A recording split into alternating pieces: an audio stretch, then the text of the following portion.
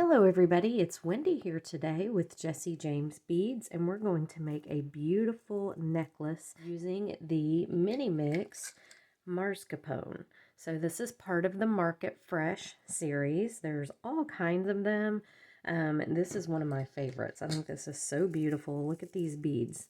So sparkly. You've got your browns, kind of copper tones even, gold, champagne color here. Really sparkly crystals, bicones, rhinestone rondelles. So yeah, we're going to make a beautiful necklace. So Mother's Day is coming up, and I kind of had in mind, you know, a mother figure, or maybe an aunt, a grandmother, or just somebody that has been a mother figure in your life. So this, I thought, would be a beautiful necklace to give to somebody for that occasion. So we have here this beautiful chain. I was trying to say thread. I could not think. This beautiful chain. It's got these flowers on it. These really pretty little sparkly rondelle links. I will put links for all of these products in the description box below, so you can check them out. But we're going to use some of this chain. We're going to be using this Mascarpone mix. I left a few things out, so I am not using, let me show you what I'm not going to be using. I'm using everything except the tassels, just because I'm going for a little different look than the tassels. These larger beads I decided to leave out. And the bead caps, and then these flowers. Now these flowers are really super cute, and I'm debating. I mean, I kind of want to put them in, but the way that they are drilled, the flower is kind of on the front here, so they really need to be on something that's going to show this. And this I feel like wouldn't, because I'm just going to be stringing it. So I think that's why I'm not going to use them. The bead caps I'm going to save for something else. The tassels, like I said, I'm going for a little more sparkly look. That's a little more boho.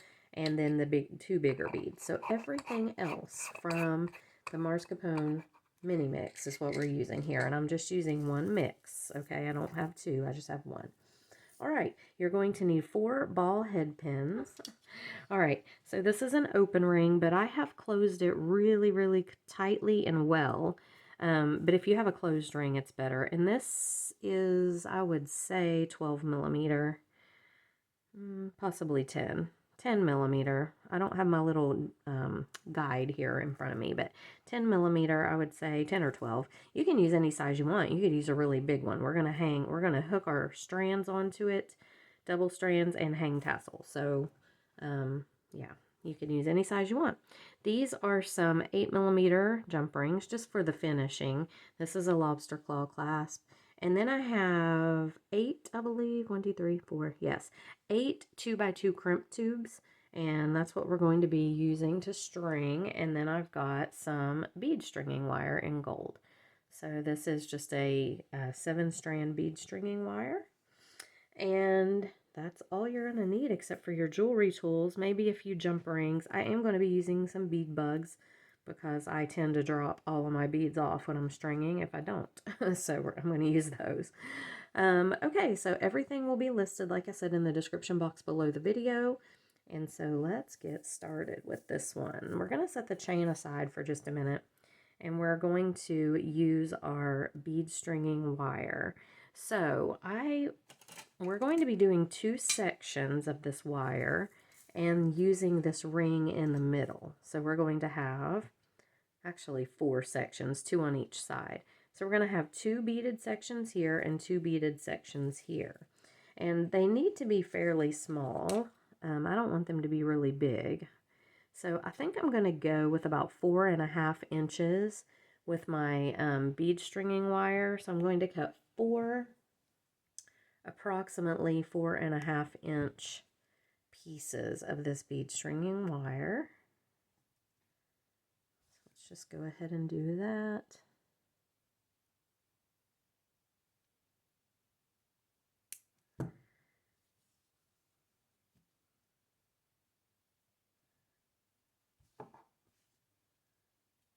So 4 pieces. And again, this is totally up to your own creative control.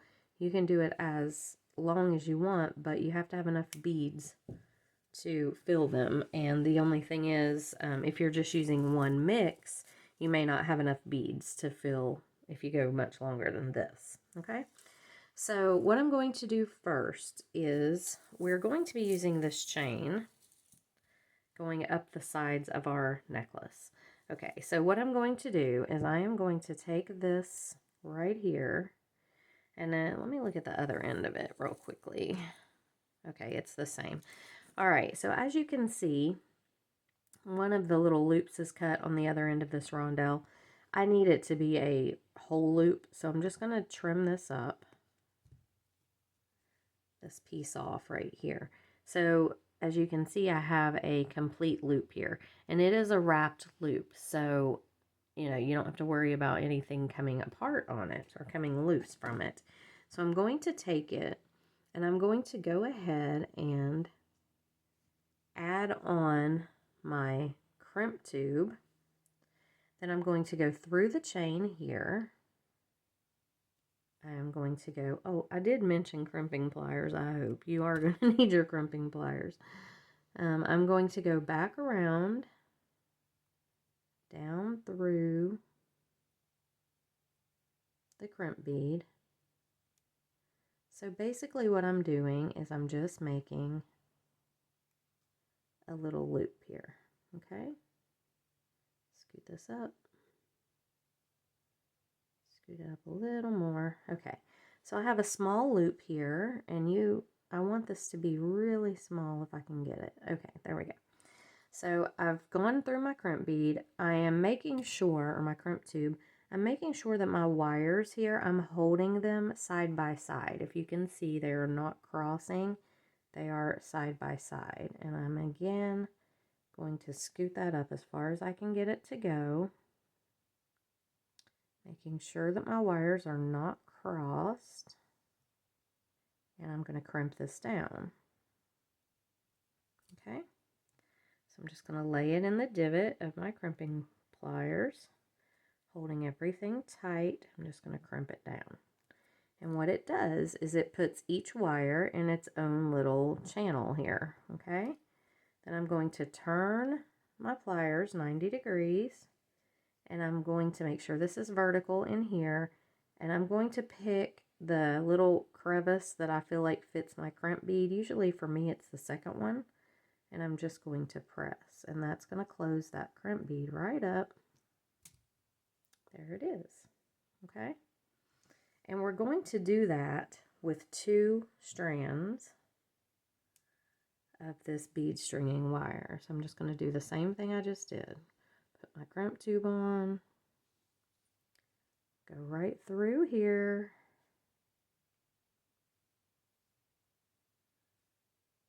up and over and around,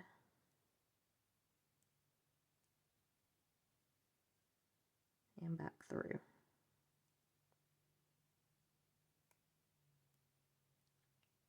Okay.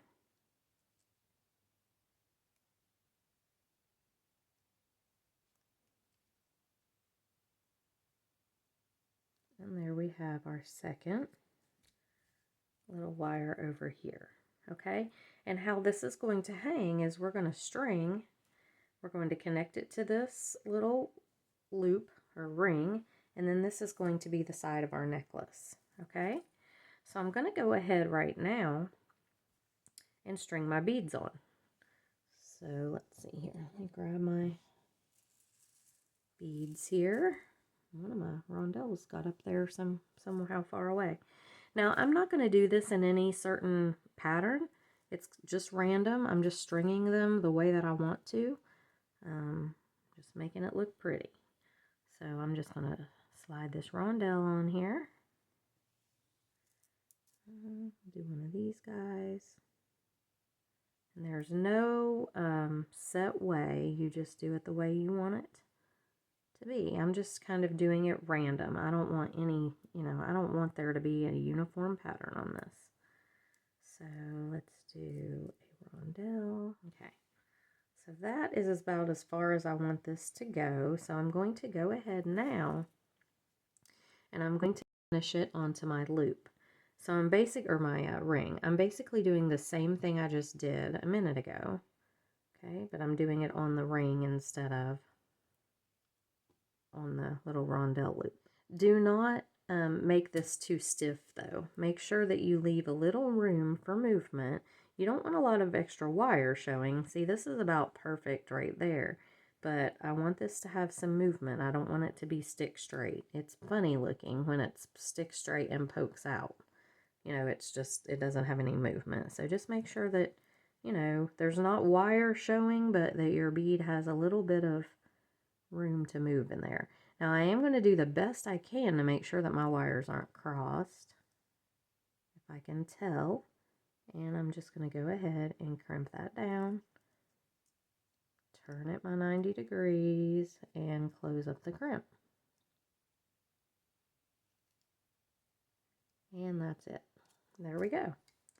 I'm going to trim this little wire off right here.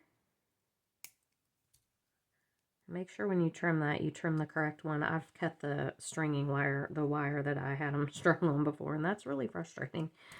Okay, and we're going to do the same thing on this row that we just did on this one. So I'm just going to string this one up, but I think it's okay. I just, you may want to hook that on with a jump ring if you are doing this with me and haven't already done it. Yeah, because this is wanting to twist up really weird. I don't know why it's necessarily doing that, but I think it's still going to hang okay. I just probably would have gone, if I had that to do over again, I would hook that on with a jump ring. Now I won't be able to on the other side either because it'll be weird if I do, but okay. So you need to make sure, so this is going to end down here in a tassel, okay? So you need to cut this the length that you want it to be. Now, for a lot of tassels, I like them long, but for this style that we're doing here, I don't want the tassel to be real long. I think I want it to hang just, you know, mid breastbone or so. So for those kind of necklaces, I usually make mine 24 inches total length. But with a tassel hanging down here, I might go about 23 just to be, you know, so that there's room for the tassel. So let's measure here. Where's my ruler? So I'm going to go from my ring here, and I'm going to do about 11 inches on each side. Okay, so that would give me 22. I could do 11.5 if I wanted to do 23, but I think with the tassel, I'm going to stick with the 11. Okay, and I'm just going to cut this right here, and this will be one side of our necklace. So now I'm going to I'm just going to take my chain here and lay it out and go ahead and cut my other side. So I need to make sure, like down here, I'm going to have to cut the little flower part off, and I'll save these because these are really cute little charms or connectors you can use on something else. So we're going to go, and I'm just making sure that I cut this the same on either side. Okay, so just like that. Now we're going to do our other side. So I'm going to go through this quickly because we pretty in-depthly did the other side. So let's go ahead and I'm going to go ahead and make my little loops on here on my ring. I'm going to do the ring part first on this one. And same thing that we've been doing. We're just going to crimp it. Okay, now I'm going to bead these strands. Grab my beads here. Let's see. I'm going to start with one of these. Go ahead and make sure it goes over both strands. Now, we're going to do 4 tassels at the bottom, and I would like to put a bead at the end of each tassel. So I think I'm going to save out 3 and maybe that guy. Okay, so I'm going to bead with these. Let's do this pearl. Let's see here. I might do this just to get past this kind of bigger bead right here so I can put another bigger bead on. I want to put this one on, close that right up. And there are our two double sections of our necklace. Now, what I'm going to do now, so we've got our length going this way, and it's going to hang when we wear it. This will hang kind of, I don't know, mid-breastbone or so. So I'm going to use this chain again, and we're going to make some dangles. Now, what I want to do is make sure on all of them. So I'm going to use the rondelle because I'm going to hook it on with a jump ring right there. So I'm going to make a couple longer ones and a couple shorter ones. So this one I'm going to cut right here. And I am cutting, when I cut this chain, I'm cutting the jump rings that hook these rondelle links together because I want that to be a complete circle. I don't want it to be cut. Now this one I may hook on with the flower at the top. I'm going to make it a little longer. You'll need a few small jump rings, and I've got some, I think these are 4mm here, and I'm going to use those to hook these tassels on. All right, let's hook these on. I think these are 5mm. These are 4, and those little ones there are 3, I think. I don't know, close to that anyway, but you decide what size you want to use. It's totally up to your own creative control. There's no right or wrong with it. Hooking that guy on. And I'm just going to put all of my little dangles on here first, and then we're going to make the little bead. We're going to attach the little beads to the bottom. Now we can use these tiny ones, and we're going to use our ball head pins. And I think I'm going to go with these 4 beads for the dangles on the bottom. And all I'm doing is we're just going to make a wrapped loop. So go ahead and put your bead on.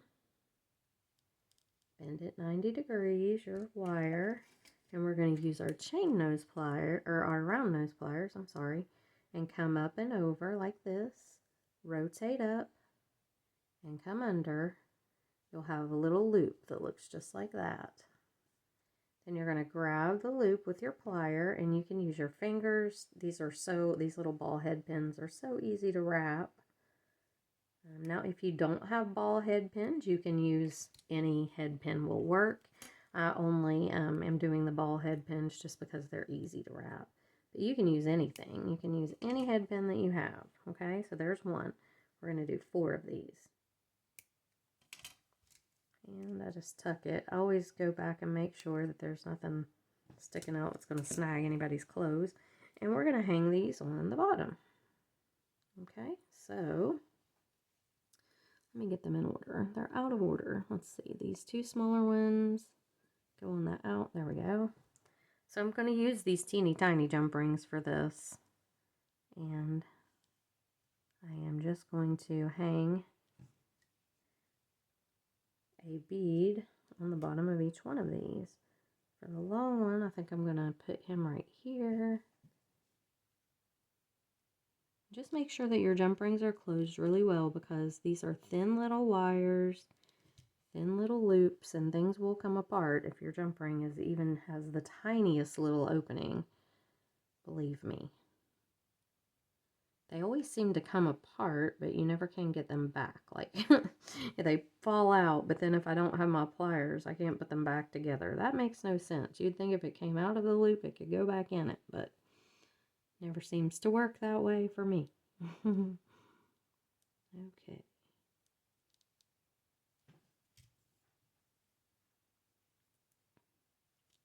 So everybody has been asking me, everybody from back home, if I've seen any alligators in Florida. And I hear they're everywhere. Like, I hear that they are. Anywhere there's standing water could have an alligator in it. I mean, like a substantial, not 3 inches, but not a puddle, but like if it's got a foot of standing water, they say it could have an alligator in it. So yesterday it rained like, I mean, it stormed and rained all day long. And we had to go everywhere yesterday. We had to go to Sam's. We had to go to Walmart. Like, we had to get food because we had nothing left. And anyway, we're pulling out of Walmart, and I look over, and there's this duck, and it's a big duck, and it's like flailing around in the water. And I realize that it is being like captured or eaten, I guess, by an alligator. There was an alligator in that little, was like a culvert or something, and it got the duck. So yes, I have seen an alligator now, one in action, and I don't want to encounter it. So, all right, there we have our little dangles. So we're going to go ahead and close our necklace off up here at the top, and then I'll show it to you on my necklace form here because I look terrible today and I'm not gonna get on camera. I've been painting and we've been up late every night. I had somebody tell me in one of my other videos that I looked like I needed to get some sleep. So yeah, I'm not gonna get on video today, but I will gladly put this on a form and show you how it hangs. All right. Let's go ahead and attach our lobster with our jump ring, and then I'm just going to attach this ring over here. Actually, I might go with a bigger one. I'm going to go with one of these bigger ones. This matches the one that's down on the bottom. And if this will fit through here, which it may not. Oh, it does. Okay. I like to use a bigger ring to clasp the lobster. I just think it's pretty and makes it easier too. All right. But here is the necklace. So this is what it looks like on and hanging. And I think it turns out really pretty and sparkly and kind of almost vintagey, you know. Like if you have an older lady in your life that is a mother figure to you, it would be a great Mother's Day gift for them. So, yeah. But I think it turns out really nice. Sparkly, of course, they're Jesse James beads. What can you expect? Nothing less than sparkle, right? So here it is in all its little sparkly glory. So I hope you guys enjoyed the video. If you did, please give it a thumbs up. And like I said, all the links will be in the description box below the video.